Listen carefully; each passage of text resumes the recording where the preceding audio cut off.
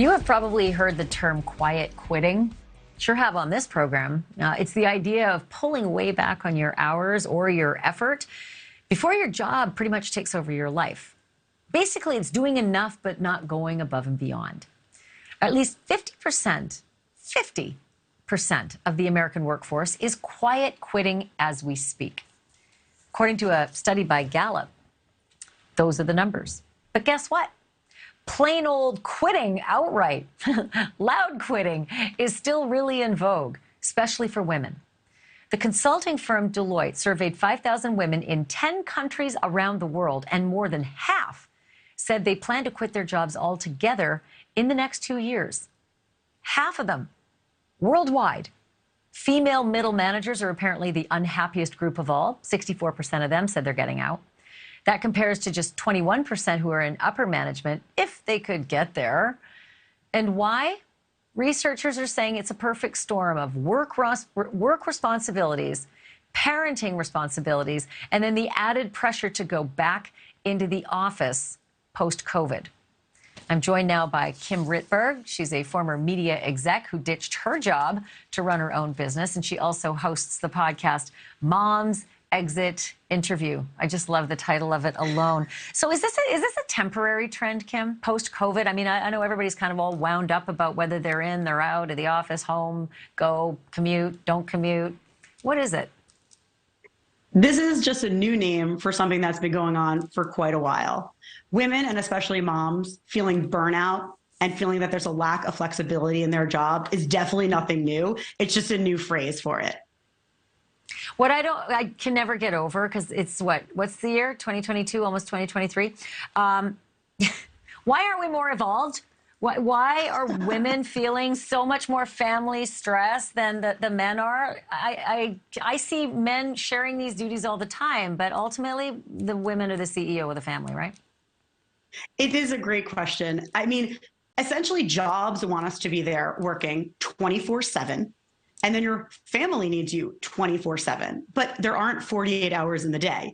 So that's where it comes to play. And there's that whole second shift, right? The double shift. Mom goes to work and they come home and there's housework and childcare and caregiving and permission slips. And it's sort of never ending. But dads are there way more than when I grew up. You know, I don't think my dad changed any diapers. Nowadays, that is just standard. It's kind of 50-50 for a lot of houses. And people, if you're out there and it's not, fix it. I guess what I'm asking is, with all the evolution in the family dynamic, why are women still feeling this push and this crunch and the stress more than the men are? Men are definitely participating more. So the dads are doing great work. But the truth is, a lot of that burden is still falling on women. The numbers bear it out, and anecdotally it bears it out. On Mom's Exit Interview, I talked to moms across the country, and they still feel overburdened by the home, the housework, the childcare, in addition to the work. So even though, yes, dads are definitely participating more 100% than our parents' generation, there still is that imbalance. So this is important. You know, what can companies do if there's a bunch of, you know, managers and corporate leaders out there watching right now thinking, oh, God, not this again. What can they do to stop this trend? What can they do for the female employees who they may not even know feel like this lady? Don't be like that lady, for sure. Paid leave, definitely don't be like her. Paid leave is one of the biggest things. For example, I was a media executive and I was given 3 paid weeks. 3 weeks of paid maternity leave.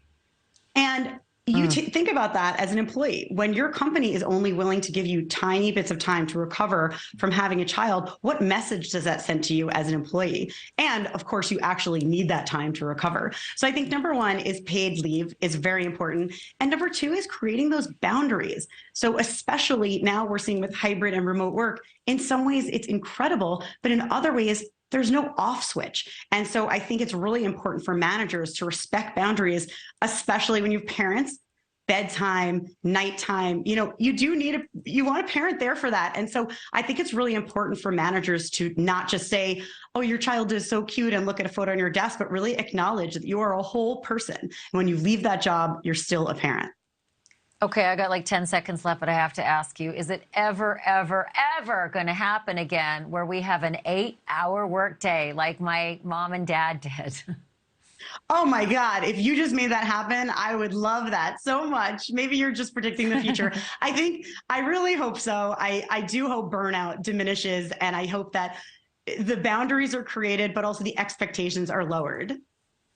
Well, we do so much more, so much faster because of all the technology. I sometimes think, why can't an 8-hour day be, far more productive than 70s just on its own with how fast and, how high paced we are. But we can always dream, and maybe we can group meditate on it. Kim Rittberg, thanks so much for being here. Nice to meet you. Thank you, you too. Thank you for watching. Go to newsnationnow.com to find NewsNation on your television provider. And don't forget to click the red subscribe button below to get more of NewsNation's fact-driven, unbiased coverage.